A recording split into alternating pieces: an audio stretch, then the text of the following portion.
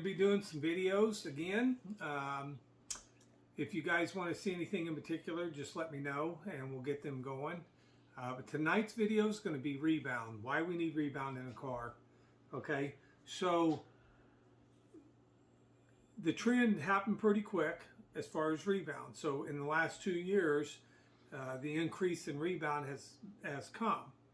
And I feel like the current trend right now is to take Rebound away from the car. And this is not what we want to do. Now, this doesn't mean that every form of Rebound is correct. But for my guys, I'm saying we want to leave Rebound in because I feel like we're doing the Rebound correctly.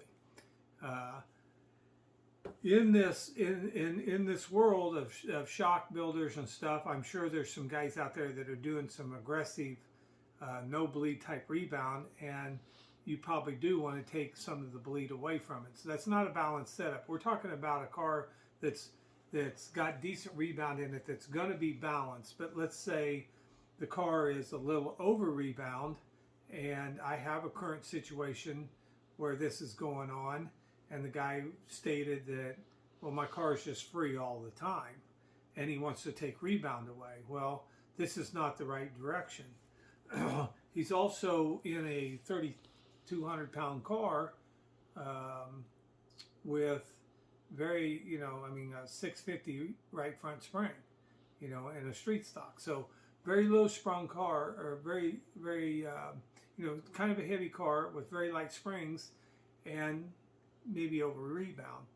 The answer is not to take the Rebound away. The answer is to spring the car up. Okay, so we want to match the Rebound that we currently have, whether it's a 15 Rebound or a 7 Rebound.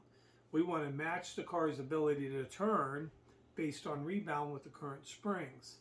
So you can't, if you're out there on a 1200 right front spring and a street stock and a 7 Rebound, you're going to be tight.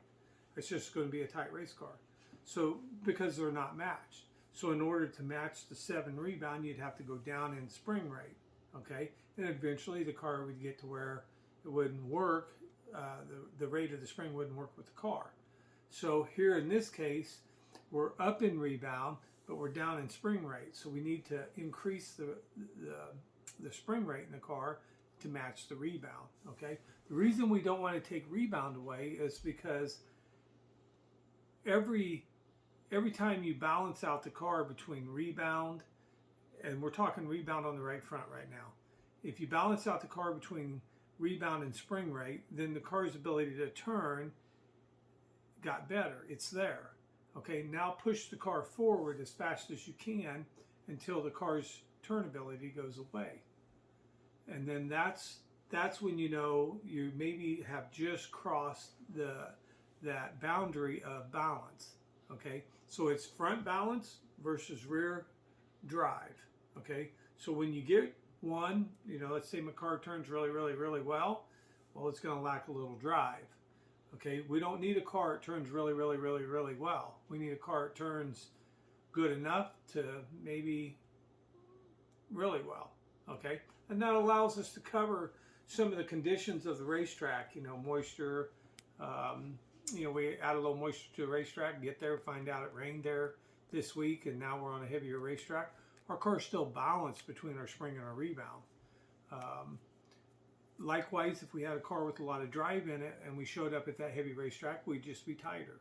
So we want a car that's based on the front wheels turning and the rear wheels pushing the car forward. And this will be based on Rebound. We take Rebound away, that's not going to happen. We're going to have to take drive away at the same time. And we're going to have to take speed away. So if we want to maintain speed through the corner and we need to maintain mile per hour, wheel speed. If we're going to do this, then we're going to have Rebound in the car to manage the car's lateral forces, keep the car in posture, and keep the car turning. So Rebound in the right front, step number 1. Rebound in the left front would be step number 2. Now, most of our packages and most of the stuff we do is Rebound right front, big Rebound right front, or bigger than the left front, and Rebound right rear. So we have Rebound right front, and right rear.